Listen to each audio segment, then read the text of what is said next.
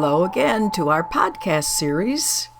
Last time we spoke about the fact that every moment is really a clean moment, and we can bring into this moment whatever we choose based on thoughts, attitude, declarations that we might make. It's all up to us. And we also indicated at the end of that session that there is a reason why we don't do that.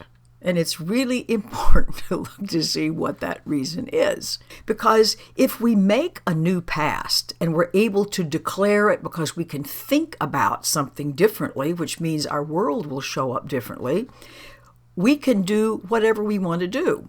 So I recreate my past because my past doesn't actually exist.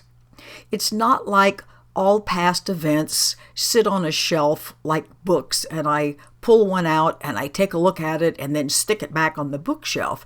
Every time I decide to think about an event, person, place, thing, I do it anew all over again. You can watch the little neurons in the brain if you're looking through a microscope and see that each time I think about something, whether we'll call that issue X, I'm doing it all over again. And so what if we were able to redo our past, which you have to realize is not here.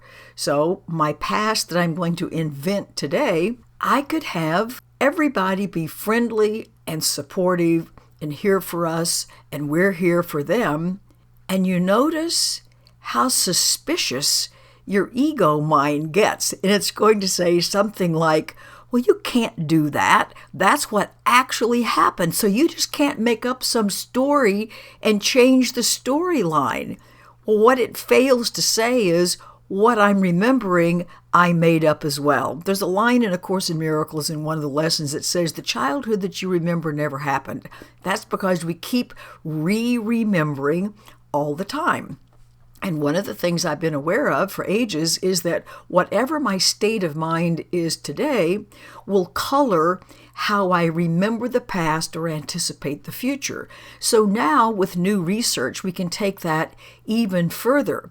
It's not that I somehow remember my past in a more kindly way, as if that were an objective fact.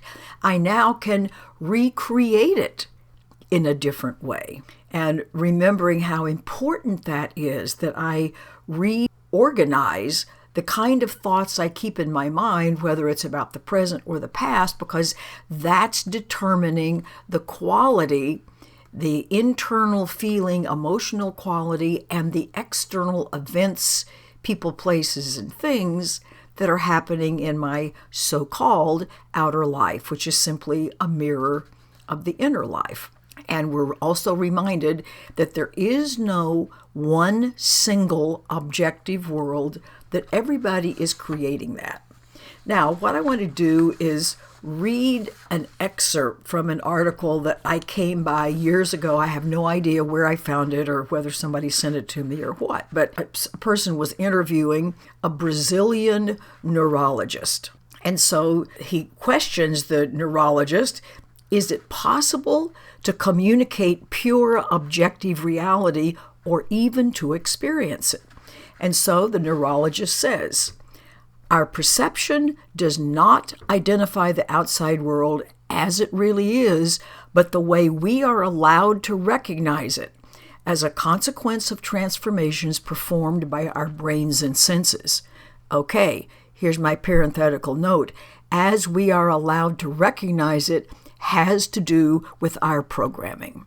And then it goes on to say, we experience electromagnetic waves not as waves, but as images and colors. We experience vibrating objects not as vibrations, but as sounds.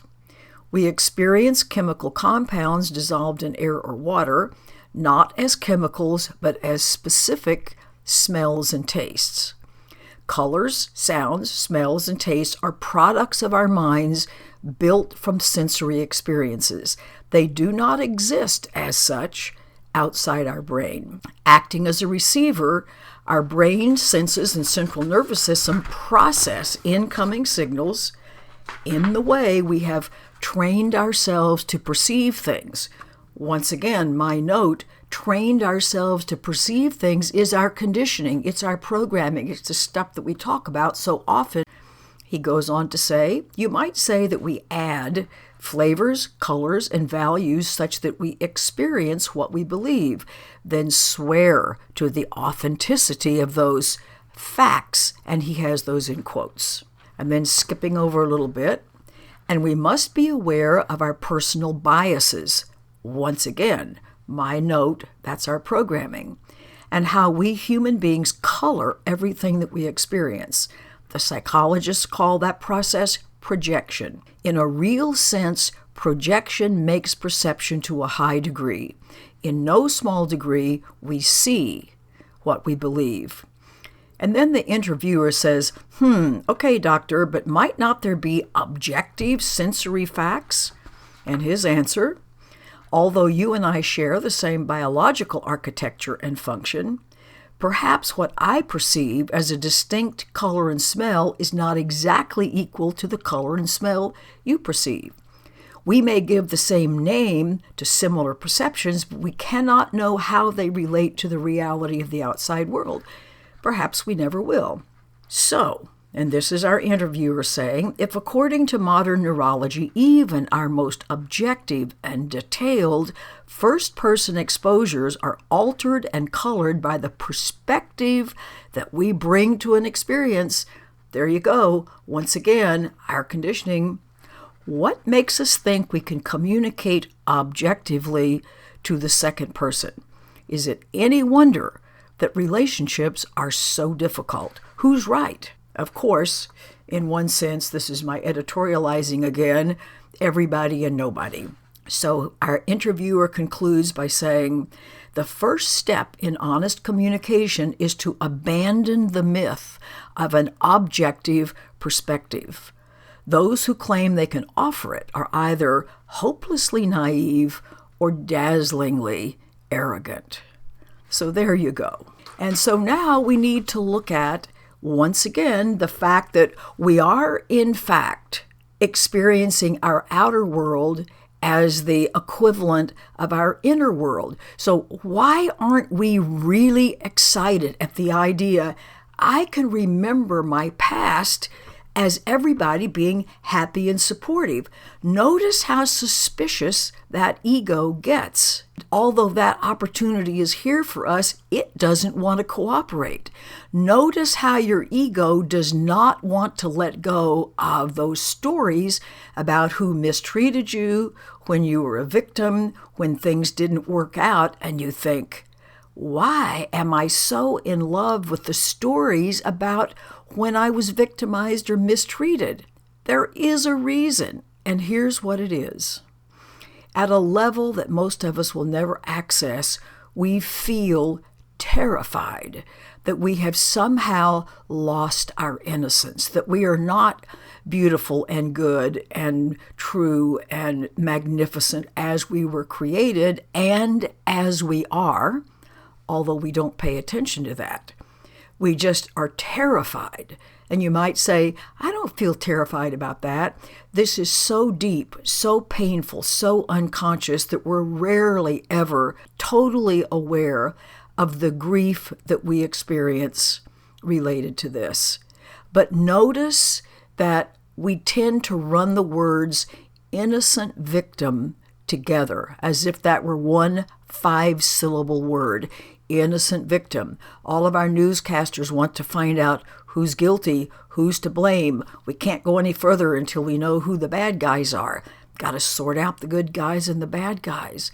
But the issue is, I am afraid now that the only way I have any hope of being innocent is if other people are the really bad ones who do something to me, that they're the villains. After all, if I suffer at their hands, I must somehow be the innocent one because they're clearly the bad ones. So there is this very strong built-in objection to letting go of being a victim. And yet, we pay a terrible price for deciding being a victim is a good idea. That keeps us feeling punished all the time.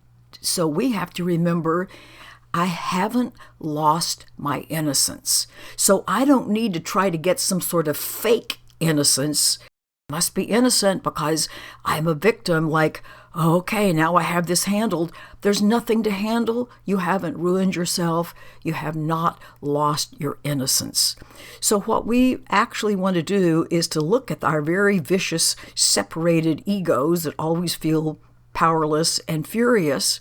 And once I've regulated those emotions, once I've let go of whatever the current issue is, then I need to start my own reprogramming. I need to focus on, I am the light of the world. I am good. I am as I was created. We need to give that our full, undivided attention. Roll that idea around in your mind, because this is the reprogramming we want to do, to move us to the place where we can recognize, I don't have to buy any fake innocence by being a victim and making other people be the villains. I'm already innocent. Changing my basic nature is beyond my capacity to do with my thinking mind.